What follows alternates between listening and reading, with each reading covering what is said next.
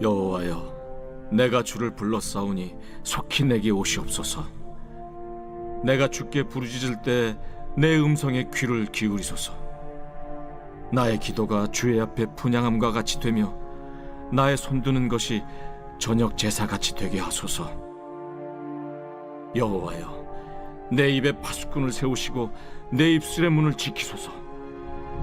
내 마음이 악한 일에 기울어 죄악을 행하는 자들과 함께 악을 행하지 말게 하시며 그들의 진수성찬을 먹지 말게 하소서. 의인이 나를 칠지라도 은혜로 여기며 책망할지라도 머리에 기름같이 여겨서 내 머리가 이를 거절하지 아니할지라. 그들의 재난 중에도 내가 항상 기도하리로다.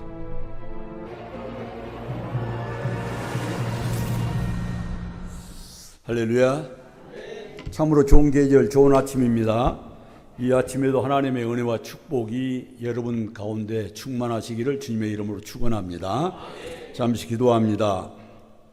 하나님은 영이시니 예배하는 자가 영과 진리로 예배할지니라. 아멘. 살아계신 하나님 감사합니다. 믿음으로 하나님 앞에 나왔습니다. 하나님 말씀을 받고자 원합니다. 닫힌 마음은 열어지게 하시고 받은 말씀을 통하여 삶의 변화가 일어날 수 있도록 은총 베풀어 주시옵소서. 예수님의 거룩하신 이름으로 감사하며 기도드리옵나이다. 아멘. 성경 66권을 보면은 이 분량이 굉장히 많죠. 근데 이걸 간단하게 두 단어로 요약을 한다면 어떻게 요약할 수 있을까요?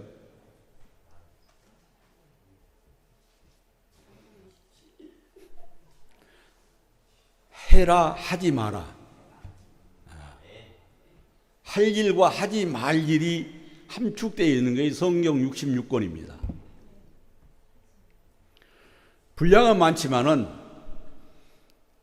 하나님께서 인간에게 하라가는 사항과 하지 말라 하는 사항이 두 가지로 분류될 수가 있습니다. 오늘 본문을 기록한 다윗을 통해서 우리는 그것을 배울 수가 있게 됩니다.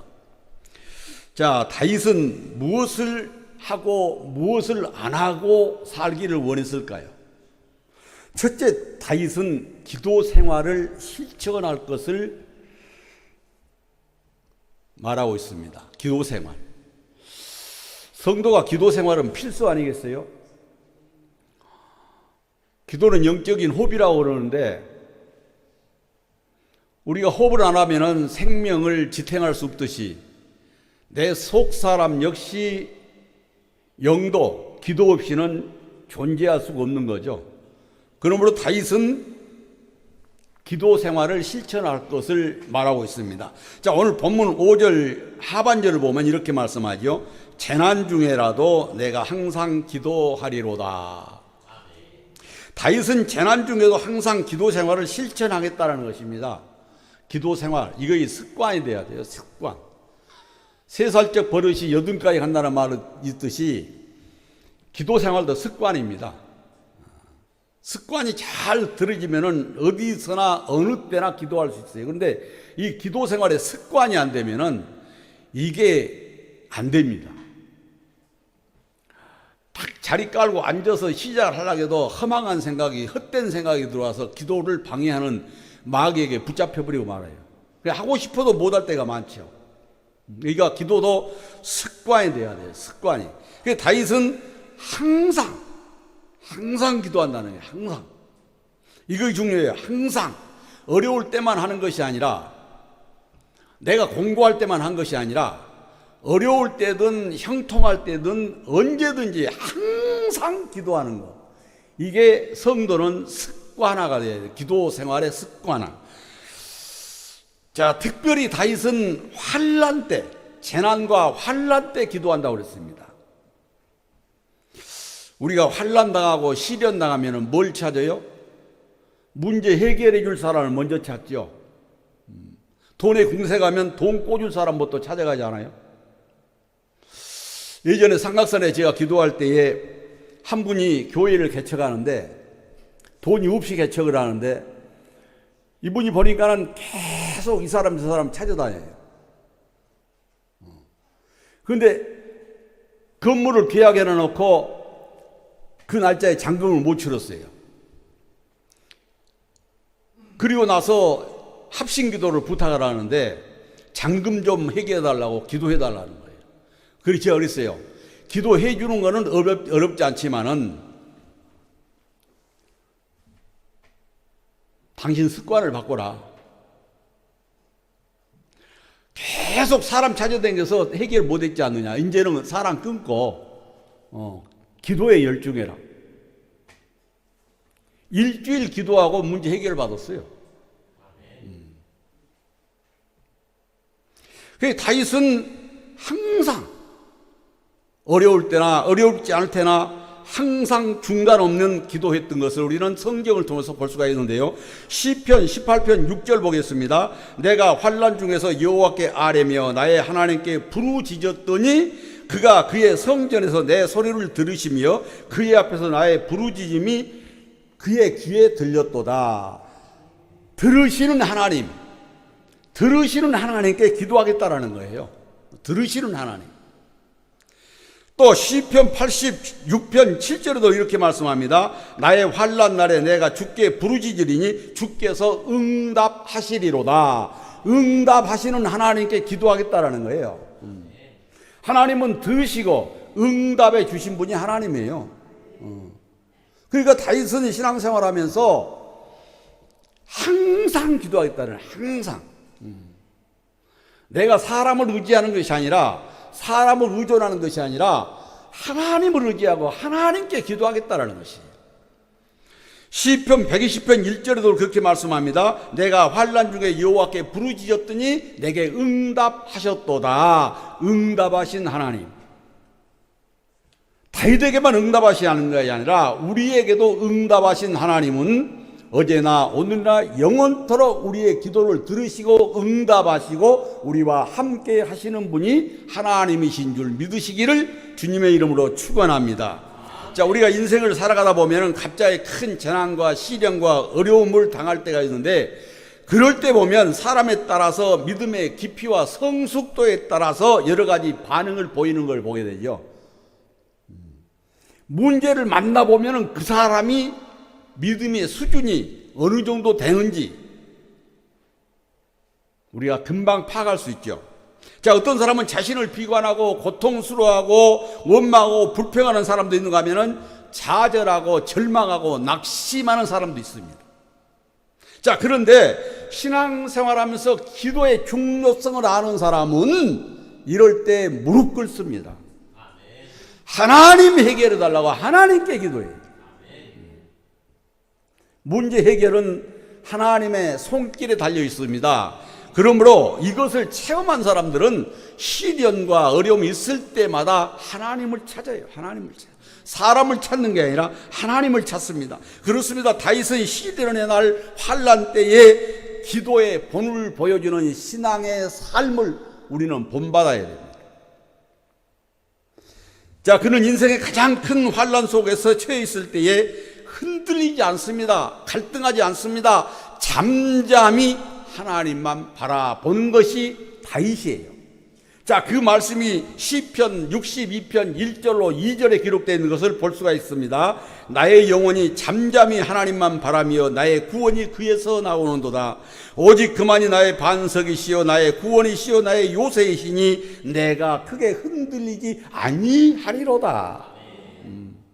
시련이 와도 풍파가 와도 어려움이 와도 갈등하지 않고 흔들리지 않고 하나님만 붙잡고 바라보겠다는 거예요.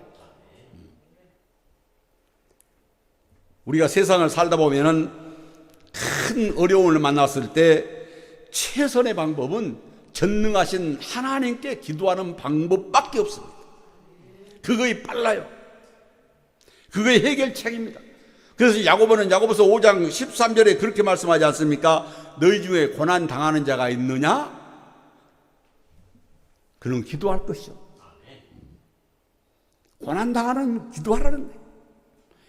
예수님께서도 그렇게 말씀하세요. 기도 외에는 이런 유가 나갈 수 없느니라. 문제 해결은 기도입니다. 기도는 절망과 낙심 가운데서 성도가 할 수 있는 최상의 우선적으로 해야 할 좋을 문제 해결의 열쇠입니다. 열쇠. 하나님의 보호의 문을 여는 열쇠. 그게 바로 기도예요. 자, 성경에 보면 시련을 당했을 때 절망하거나 불평하고 원망한 사람들은 모두 망했습니다. 그러나 하나님 앞에 부르짖고 기도한 사람들은 다 구원받았어요. 복을 받았어요. 그 중에 한 사람 한나를 한번 생각해 보세요. 한나가 애를 낳지 못한데 셋간드에게 얼마나 서름을 당합니까? 셋간드는 풍풍풍 애도 잘 나는데 한나 본체는 애를 못 낳으니까 얼마나 괴로워요. 그런데다가 또 셋간드가 긁어대지 않아요?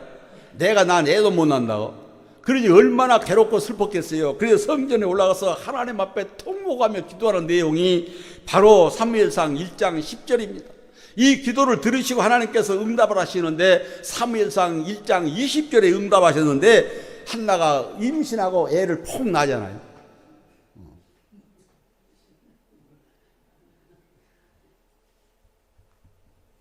어디뿐입니까? 이사야 38장 2절에 보면 히스기야가 병들어 죽는다고 그랬습니다. 살 길이 없어. 하나님께서 이미 사형 선고 내렸어요. 너는 죽으니까 이제 네 집에 유월해라. 사망 선고를 내렸습니다. 그런데 히스기야가 하나님 앞에 벽을 향하여 간절히 기도하지 않아요?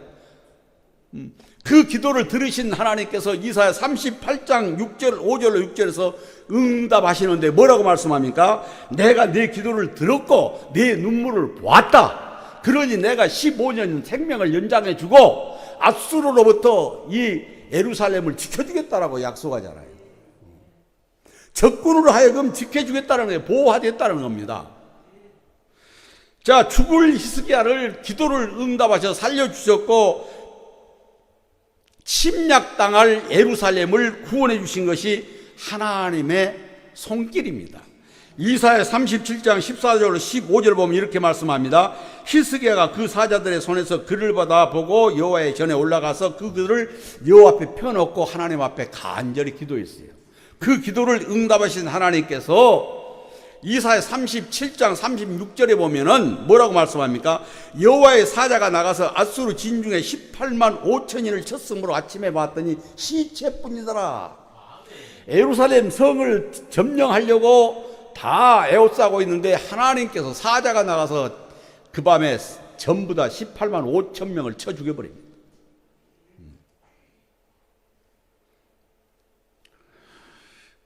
여러분 어디뿐입니까? 하만의 음모로 인하여 유대가 멸망하기 직전이었습니다. 그럴 때 에스더 4장 16절 보면 에스더가 이렇게 기도하죠. 죽으면 죽으리라. 민족을 위해서 죽으면 죽으리라. 죽음을 각오하고 아에스로 왕에게 나가서 기도함으로 인해서 유대 민족을 구원해내지 않습니까? 위기에 처했던 상황에서 에스더의 기도를 통해서 이 위기를 축복의 기회로 만든 것이 바로 에스더의 기도입니다. 여러분 우리도 나라와 민족을 위해서 기도해야 됩니다. 이 에스더가 나라와 민족을 위해서 기도해서 위기에서 축복을 받는 순간으로 바꿨듯이 우리 역시 나라와 민족을 위해 기도해야 돼요. 어려운 경제가 빨리 회복될 수 있도록 기도해야 되고 어수선한 전국이 하루속히 안정될 수 있도록 기도해야 됩니다. 여러분 나라가 있어야 교회가 존재할 수 있고 나라가 있어야 우리가 존재할 수 있는 것입니다. 에스더처럼 기도하는 저와 여러분 될 수 있기를 간절히 소원합니다.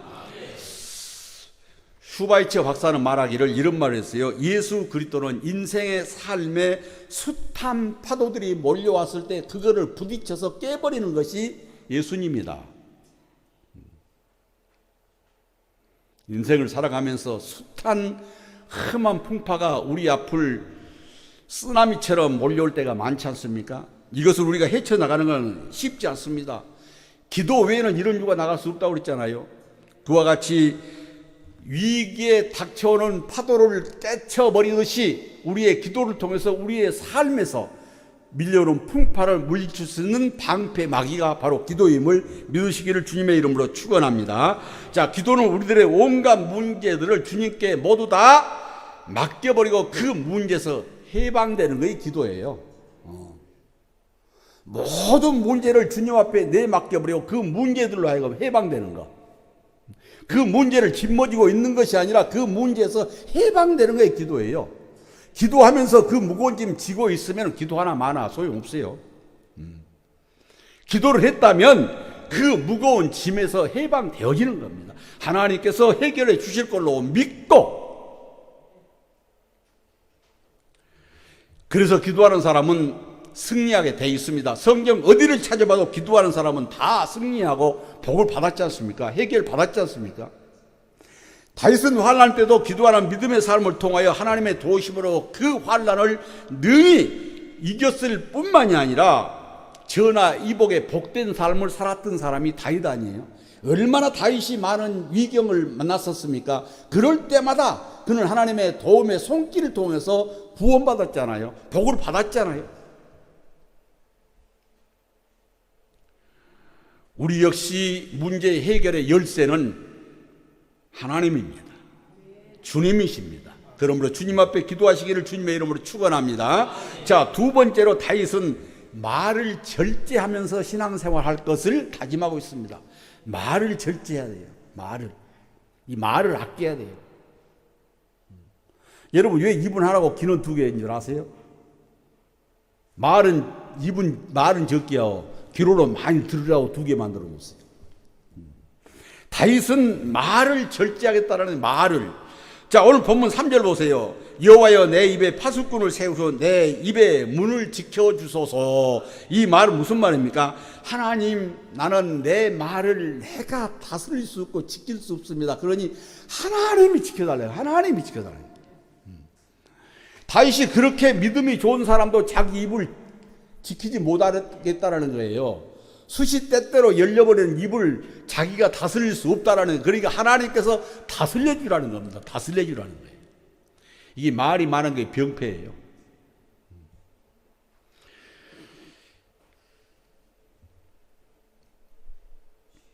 잠언 10장 19절 보면 이런 말씀이 있어요. 말이 많으면 허물을 면하기 어려우나 그 입술을 제어하는 자는 지혜가 있느니라. 입술을 제어하는 자는 지혜로운 사람이래요. 인생의 성패는 말에 달려있다 해도 과언이 아닐 것입니다. 여러분, 말을 통해서 그 사람의 인품을 볼 수 있잖아요. 참 보기에는 멀쩡하게 생겼는데 말 들어보면 세상에나 그런 사람들 있잖아요.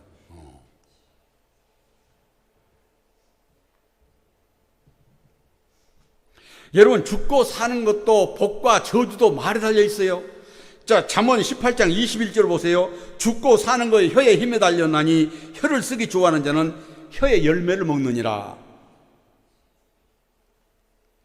행복과 불행도 말에 달려 있습니다. 말은 씨와 같아서 내가 심은 그대로 거두게 돼 있어요.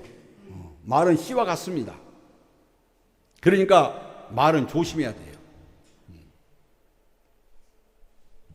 여러분, 여자분들의 말은 더욱더 조심해야 돼요. 여자들 말에는 온유월에 서리발에 선다고 그러잖아요. 그냥 했겠어요? 그러니까 여자분들이 더 말을 조심해야 돼요.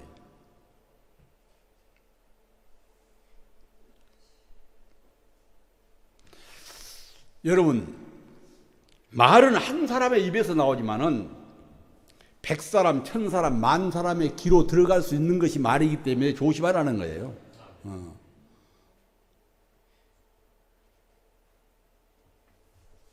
이 말이 얼마나 와전됩니까? 그러니까 조심하라는 겁니다. 내가 한마디 한 말이 100사람, 1000사람, 10,000사람의 귀로 들어갈 수 있어요. 그러니까 말은 조심하라 그런 얘기예요. 자, 영국의 처칠이 이런 말을 했어요. 입으로 나오려고 하는 말을 꿀꺽 삼키고 배탈난 사람은 아무도 없다. 참 명언 아니에요? 입으로 나오려고 하는 말을 꿀꺽 삼키고 배탈난 사람 아무도 없대요. 여러분, 기름진 거 잘못 먹으면 배탈나요. 그런데 말은 꿀꺽 삼켰는데 배탈이 안 난다는 거예요. 이건 내가 하는 말 아니라 영국의 처칠이 그렇게 얘기했어요. 처칠이. 내 자신이 한 말 그대로 되어지기 때문에 말할 때는 신중하게 신중하게 생각하고 해야 됩니다. 신중하게 생각하고 해야 돼요. 장난삼아 던진 돌이 개구리 죽는 게 아니라 신중하게 생각하지 않고 내뱉은 말에 가슴이 패입니다.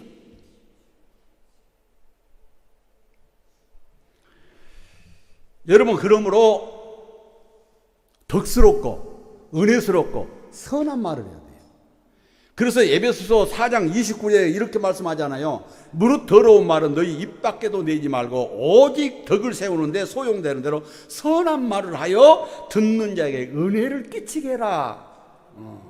듣는 자에게 은혜가 되게 해라, 그런 얘기죠. 듣는 자에게. 듣는 자가 은혜가 스럽다라는 말을 해야 된다, 그런 얘기 아니에요. 이뿐이겠습니까? 골로새서 4장 6절에도 그렇게 말씀합니다. 너희 말을 항상 은혜 가운데서 소금으로 맛을 낸 것 같이 해라. 소금으로 맛을 낸 것 같이. 맛있는 말 하라는 거예요. 맛있는 말. 쓴 말해서 상처 주지 말라는 얘기입니다. 맛있는 말. 잠언 15장 23절에도 이렇게 말씀합니다. 사람은 그 입의 대답으로 말미암아 기쁨을 얻나니 때에 맞는 말이 어찌 그리 아름다운고. 아름다운 말.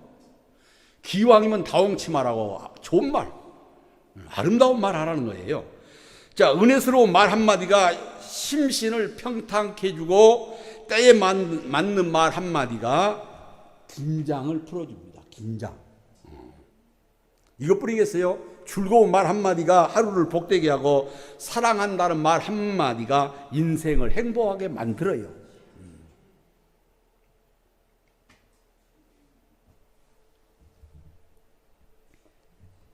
보로우라는 사람이 이런 말을 했습니다. 말을 많이 하는 자는 결코 멀리 함께 갈 수 없다, 그렇게 말합니다. 중국의 노자는 말하기를 이렇게 말해요. 사람이 너무 말이 많으면 갖가지 난처한 일을 당할 수밖에 없다. 말이 많으면 난처한 일을 당한대요.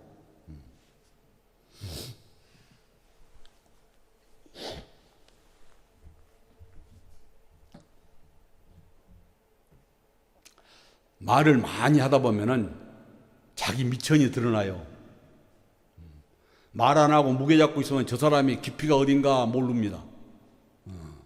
저 사람이 뭘 얼마나 알고 있는가 몰라요. 그런데 떠벌리고 나면은 그 사람의 깊이와 수준이 다 드러나 버려요. 자기 본전이 다 드러나 버린 겁니다. 그러니까 말은 아껴야 돼요. 그러니까 노자가 그렇게 말한 거예요. 너무 말이 많으면 갖가지 난처한 일을 당한다. 참 맞는 일이에요. 자, 그렇다면 성경에서는 뭐라고 말할까요? 디모데후서 2장 16절 보면 이렇게 말씀합니다. 망령되고 헛된 말을 버리라. 그들은 경건함에 이르지 못하느니라. 무슨 말입니까? 망령되고 헛된 말을 한 사람은 경건한 사람이 못 된다는 거예요. 경건한 사람이 될 수 없다, 그런 얘기 아니겠어요? 자, 야고보서 3장 2절에도 그렇게 말씀하죠. 우리가 다 실수가 많으니 만일 말에 실수가 없는 사람은 곧 온전한 사람이라 능히 온몸도 굴레를 씌우느니라. 말에 실수가 없는 사람이 온전한 사람이라는 겁니다. 온전한 사람이 어디에 있겠습니까마는, 그러나 절제할 때 절제할 줄 알고 하는 사람이 의로운 사람이 될 수 있는 거죠. 자, 여러분, 이런 말이 있어요. 부주의한 말 한마디가 싸움의 불씨가 되고 잔인한 말 한마디가 삶의 의욕을 떨어뜨리게 만든다. 쓰리 쓴 말 한마디가 증오의 씨를 뿌리고 무례한 말 한마디가 사랑의 불을 끄게 된다. 쓰리 쓴 말. 자, 성경에서는 뭐라고 말씀할까요? 잠언 25장 11절을 보니 이렇게 말씀합니다. 경우에 합당한 말은 아로새긴 은쟁반의 금사과니라. 은쟁반의 금사과. 은쟁반에 홍옥만 줘도 감사할 텐데 금사과래, 금사과. 은쟁반의 금사과.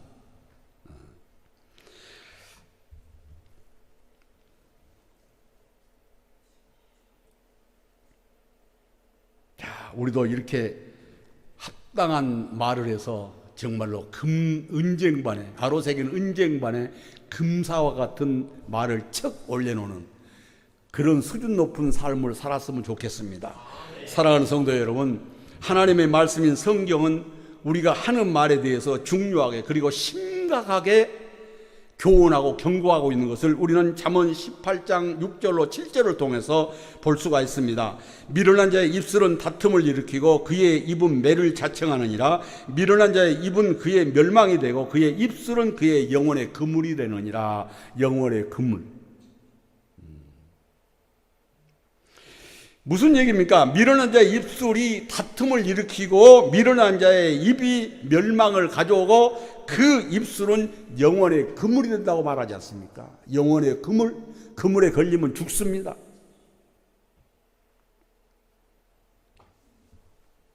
여러분, 현재 내가 하고 있는 말이 왜 중요할까요? 여러분, 왜 중요합니까? 하나님께서 듣고 계시고 알고 계시기 때문에 중요한 거예요. 하나님이 듣고 계시니까 중요하다는 거예요. 알고 중요하다는 거예요. 하나님이 듣지 않는다면 중요할 거 없어요. 그냥 사라져 버리니까.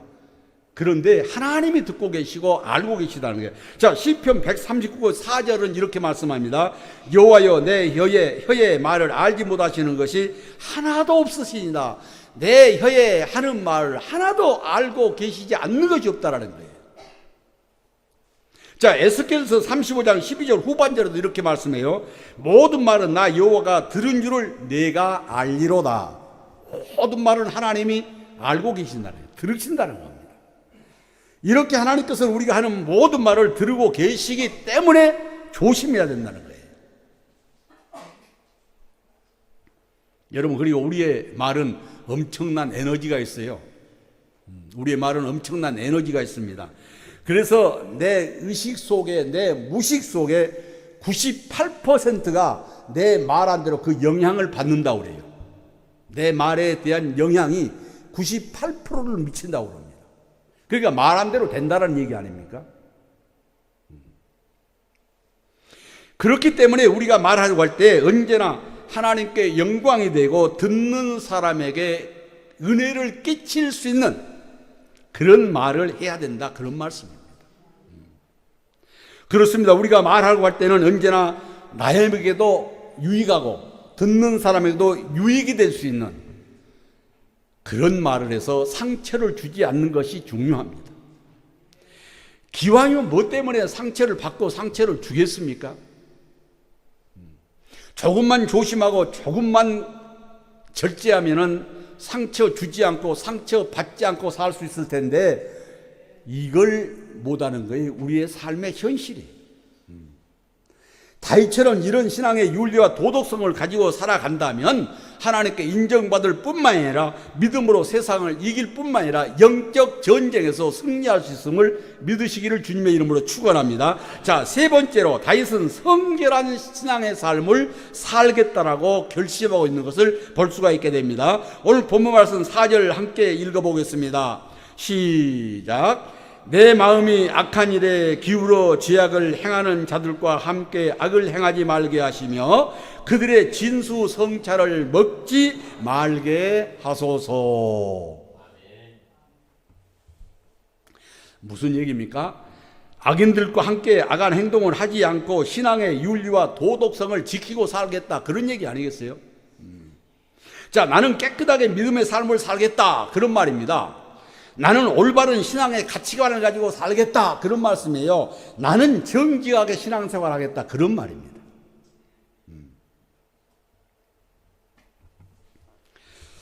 종교 지도자인 맥케인이라는 사람이 이런 말을 했습니다. 인생의 가장 치열한 전쟁은 영혼이라고 하는 고요한 방에서 매일 이루어진다.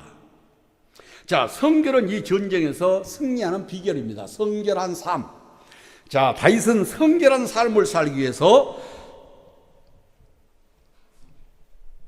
악한 일에 돌아서겠다는 거예요. 악한 일에 함께하지 않겠다는 겁니다. 죄악과 함께하지 않겠다는 것입니다. 여러분, 심령이 성결하면 하늘의 지혜를 얻게 되고 옳고 그름을 분명하게 깨달아서 매사에 앞서가는 성도가 될 수 있습니다. 심령이 성결하면 영적 권능을 소유하게 돼서 영적 전쟁에서 승리할 수 있습니다. 성결해야 됩니다. 심령이 성결하면 기도가 능력 있게 되어서 기도마다 응답받을 수 있습니다. 이런 하나님의 성도들이 될 수 있기를 주님의 이름으로 축원합니다. 하나님이 함께 하시는 사람은 성결한 의인입니다. 하나님이 좋아하시며 복 주시는 사람도 성결한 의인입니다.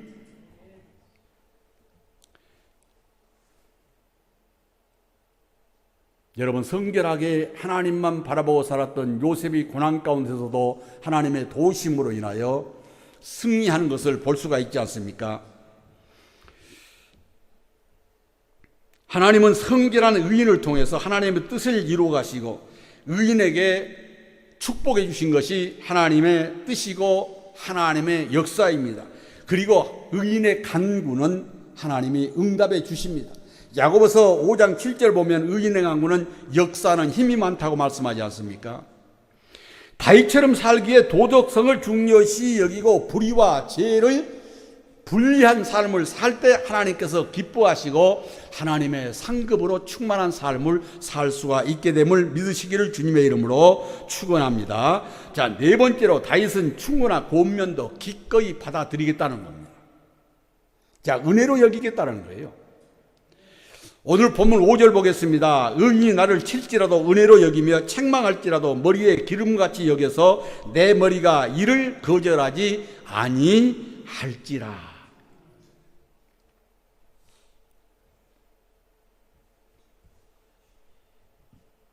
의인이 나를 책망할 때 그 책망을 은혜로 여기고 머리에 기름처럼 받아들여서 마음이 이를 거절하지 않게 하겠다는 겸손한 신앙의 자세를 보여주는 것이 다윗이에요.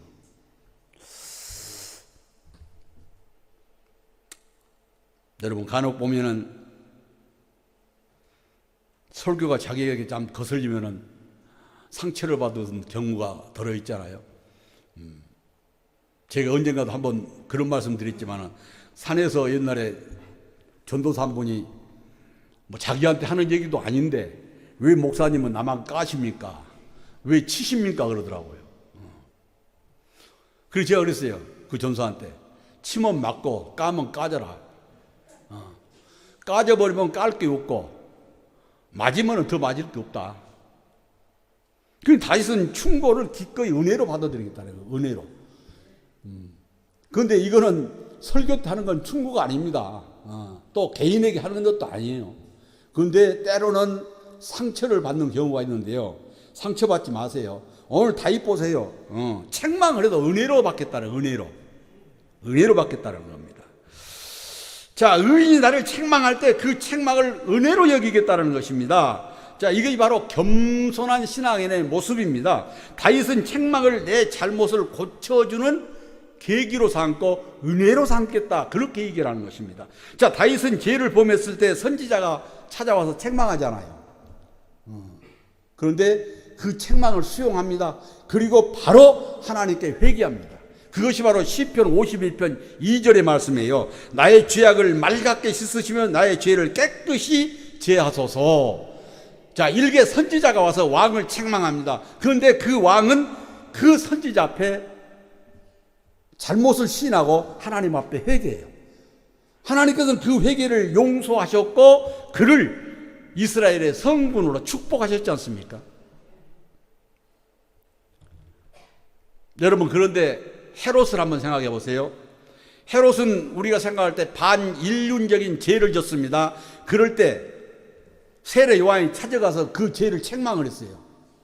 책망을 합니다. 충고를 했어요. 그러자 기분 나쁘다고 이 헤롯은 세례 요한을 옥에다 가둬버립니다. 그리고 꺼내줄 줄 알았더니 꺼내서 목을 잘라버려요. 목을 베서 죽였지 않습니까? 세례 요한. 자, 그 결과 헤롯은 역사상 가장 악명 높은 왕으로 남게 되었고 그는 비참하게 망하고 말았습니다. 책망을 받아들이는 다윗은 성군이 되었고 이 책망을 받아들이지 않았던 헤롯은 망했습니다. 그러니까 책망을 내가 성장될 수 있는 계기를 만들어준다 생각하고 은혜로 생각하면은 전화위복이 될 수 있다, 그런 말씀이에요. 자, 여러분, 소양이 바르지 못하고 간사한 사람은 어떻습니까? 귀에 솔깃한 말을 할 때 하고 아첨할 때 그 말을 좋아합니다. 아첨하는 말, 귀에 솔깃하게 아첨하는 말을 좋아해요.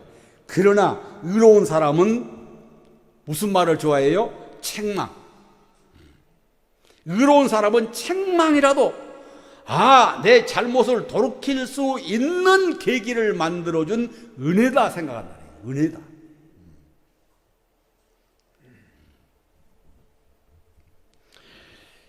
그렇습니다. 오히려 책망하는 사람을 미워한 것이 아니라, 저주한 것이 아니라, 오히려 내 인격이, 내 신앙이 성숙될 수 있는 계기로 생각하면서 은혜로 생각한다는 거예요.